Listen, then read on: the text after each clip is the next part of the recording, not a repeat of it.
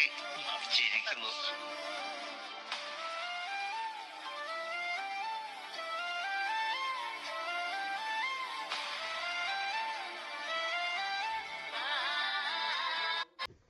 ഡിമെൻഷ്യയുടെ അഥവാ മറവി രോഗത്തിന്റെ സാധാരണ കാരണമായ അൽഷിമേഴ്സ് എന്ന രോഗാവസ്ഥയാണ് ഈ സിനിമയിൽ പ്രതിപാദിക്കുന്നത്.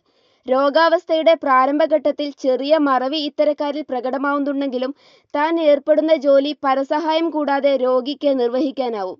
എന്നിരുന്നാലും തനിക്ക് ഓർമ്മക്കുറവുണ്ടെന്ന തോന്നൽ രോഗിയിൽ ഉളവാക്കുന്നതും രോഗത്തിന്റെ ഈ ഘട്ടത്തിലാണ്.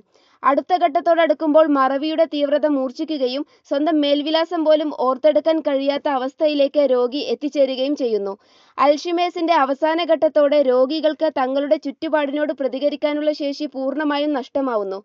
മനുഷ്യന്റെ മസ്തിഷ്കത്തിലെ അടിസ്ഥാന ധർമ്മങ്ങൾ നിർവഹിക്കുന്ന ന്യൂറോണുകൾക്ക് അഥവാ നാഡീകോശങ്ങൾക്ക് നാശം സംഭവിക്കുന്നതിനാലാണ് ഇത്തരക്കാരിൽ മറവി പോലത്തെ ലക്ഷണങ്ങൾ പ്രകടമാവുന്നത്.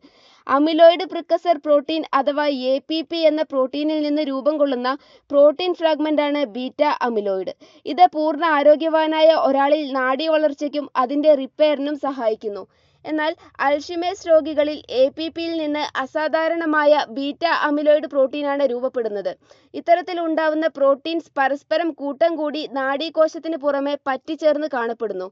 ഇത് നാഡീകോശങ്ങൾ തമ്മിലുള്ള സന്ദേശ കൈമാറ്റത്തെ മന്ദഗതിയിലാക്കുന്നു. ആരോഗ്യമുള്ള മസ്തിഷ്ക കോശങ്ങളുടെ പ്രവർത്തനത്തെ സഹായിക്കുന്ന മൈക്രോട്യൂബ്യൂൾസിനെ ദൃഢീകരിക്കുന്നതിൽ പ്രധാന പങ്ക് വഹിക്കുന്ന മറ്റൊരു പ്രോട്ടീനാണ് ടൗ.